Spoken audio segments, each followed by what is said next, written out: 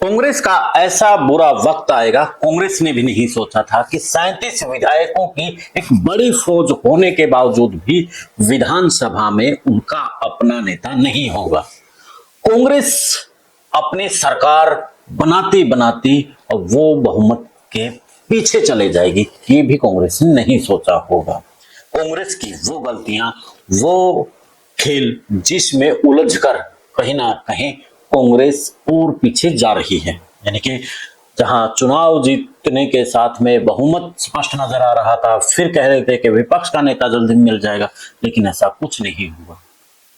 वो उलझ गई, फंस गई। दो चेहरे चुनाव से पहले, जिनके कारण से कांग्रेस की आज ये हालत है, जिसको लेकर के अब राजनीतिक गलियारों में बात चल रही है। वो चेहरे दोनों युवा हैं और दोनों युवा चेहरों ने अपनी महत्वाकांक्षा के चलते हुए कांग्रेस का कहीं ना कहीं बंटाधार कर दिया, और बंटाधार इस कदर कर दिया है कि अब कहीं पर भी बैठे तो एक ही बात कहते मिलेंगे कि अब कांग्रेस का कोई भविष्य नहीं है, कांग्रेस के हाल और भी बुरे होंगे। नहीं, कहीं भी अगर आप नुक्कड़ चौपाल कहीं भी बैठे हैं तो कांग्रेस को लेकर के आप कहीं भी चर्चा कर लीजिएगा कि क्या लगता है कांग्रेस, बात ही मत कीजिए कांग्रेस की। तो कांग्रेस के तो अब उल्टे लग गए हैं, अब 10-15 साल तक तो सोचिए मत, यानी इतना लोग कहना शुरू हो गया है। और ये सब ठीक है, भूपेंद्र सिंह हुड्डा की गलतियां थी, उसके साथ में दो चेहरे, कौन है वो चेहरे, उसी पर हमारा विश्लेषण रहेगा। तब तक आप भी बता दीजिए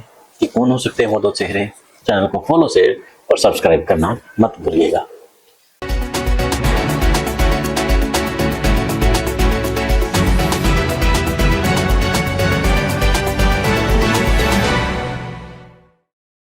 सभी नमस्कार, राम राम। मैं कुलदीप खंडेलवाल, दावी समझ। हरियाणा की कांग्रेस में, वैसे तो देश की राजनीति में ही कांग्रेस कहीं ना कहीं बंटाधार होता जा रहा है, लेकिन हरियाणा की कांग्रेस में जब लग रहा था कि कांग्रेस आ जाएगी, लेकिन दीपेंद्र सिंह हुड्डा और विनेश फोगाट, इन दोनों ने जिस तरीके से चुनाव तैयार किया, चुनाव में अपना खेल रचा, इन दोनों की व्यूह रचना के कारण से कांग्रेस सरकार बनाने से चूक गई। जब देश के अंदर किसान आंदोलन के साथ में दूसरा आंदोलन, खिलाड़ियों का आंदोलन खड़ा हुआ, पहले किसान आंदोलन ने बीजेपी का फायदा किया, क्योंकि किसान को जाट बताने में बीजेपी सफल रही कि ये सिर्फ जाटों का आंदोलन है, क्योंकि जाटों ने वहां पर राकेश टिकैत को हीरो बना दिया। तो उस तरीके से कहीं ना कहीं जाट और नॉन जाट के बीच में एक दरार खड़ी हो गई उसके कारण से। उसके बाद जो खिलाड़ियों का आंदोलन था, उसमें खाप घुस गई और खापों ने कहा कि हम अपनी बेटियों के साथ में अन्याय नहीं होने देंगे। और जब बजरंग पुनिया बाहर निकलते हैं, विनेश फोगाट बाहर आते हैं, तो कहते हैं कि जो खाप करेंगे वही फैसला हमें मंजूर होगा। तो बीजेपी यहां कामयाब हो गई कि अब फंस गए खिलाड़ी, और दूसरी तरफ से जो काम बीजेपी को करना था वो कहीं ना कहीं ब्रजभूषण शरण के माध्यम से करवा दिया। और ब्रजभूषण शरण ने सीधे तौर पर कह दिया कि मेरे आड़ में ये लोग अपनी राजनीति रोटियां सेक रहे हैं, और इस आंदोलन के पीछे जो लीड कर रहे हैं वो दीपेंद्र सिंह हुड्डा कर रहे हैं।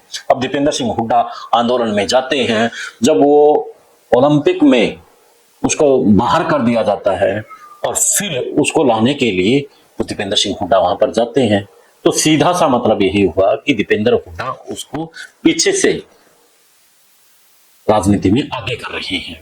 और बीजेपी इसी चीज को भुना रही थी कि पहले तो उन्होंने, कांग्रेस ने जवान, किसान और पहलवान का मुद्दा बनाया था। किसान को तो उन्होंने जाट पहले ही घोषित कर दिया था। अब जो पहलवान का जो मुद्दा था, उनको भी कहीं ना कहीं बीजेपी ने जाट के मुद्दे के ऊपर ला करके खड़ा कर दिया। और विनेश फोगाट तो विधायक बन गई, लेकिन यहां पर जो कांग्रेस के लिए मुसीबत खड़ी हो गई, जाट और नॉन जाट की मुसीबत खड़ी हो गई। यानी कि दीपेंद्र सिंह हुड्डा और विनेश फोगाट दोनों की रणनीतियां इस कदर फेल हुई कि नॉन जाट इकट्ठा हो गया और बीजेपी की सरकार आ गई। दीपेंद्र हुड्डा की ये गलतियां रही, तो दूसरी तरफ दीपेंद्र सिंह हुड्डा ने जो सूत्र बताते हैं कि नारनौल विधानसभा में जब टिकटों को लेकर के बात हुई तो वो जस्सी पेटवाड़ की टिकट पर अड़ गए। जो सूत्र बता रहे हैं कि वहां से जस्सी को ही टिकट मिलेगी, उनकी कुमारी शैलजा को नीचा दिखाने के लिए उन्होंने ये खेल रच दिया। तो उसके बाद कुमारी शैलजा पीछे हट गई चुनाव से, और जो वोट बैंक कहीं ना कहीं जो रविदास समाज का था, उनको भी लगा कि हमारी एक ही नेत्री है, उन्हीं का अपमान किया जा रहा है, तो हम क्यों कांग्रेस के ऊपर विश्वास करें। और उसी कारण से कहीं ना कहीं रविदास समाज के वोट के कारण से ही कांग्रेस का जो थोड़ा बहुत मार्जिन रहा है, कहीं पर 32 से चुनाव हारे, कहीं 700 से, कहीं 800 पे, इसका सबसे बड़ा कारण यही रहा कि रविदास समाज की नाराजगी है। और इसके लिए दीपेंद्र हुड्डा बताए जाते हैं कि अगर वो वहां पर नारों से अपनी दखलंदाजी नहीं करते, दखल ना देते, तो इतना कुछ नहीं होता। लेकिन बड़ी भूल उनकी कांग्रेस को चुकानी पड़ रही है। विनेश फोगाट के कारण से देश का एक पदक गवा दिया, और दूसरी तरफ से कांग्रेस सत्ता में से आते रह गए। और विनेश फोगाट को लेकर के क्या कहेंगे, ये भी आप भी कमेंट करके बता दीजिए। तो दीपेंद्र और विनेश के कारण से कांग्रेस पिछड़ती जा रही है आगे बढ़ने की बजाय। अब ना विपक्ष का नेता मिल रहा है, और सरकार से तो वो बाहर हो ही गई है। तो क्या लगता है कि विनेश फोगाट और दीपेंद्र हुड्डा की जोड़ी के कारण से कांग्रेस के दिन हरियाणवी शब्द में कहीं तो पुट्ठे लगे हुए हैं? क्या कहेंगे कमेंट करके जरूर बताएं। देश और प्रदेश की खबरों के साथ देखते रहिए विश्व न्यूज। इजाजत, फिर मिलते हैं एक नए मुद्दे के नए विश्लेषण के साथ। जय हिंद, जय भारत।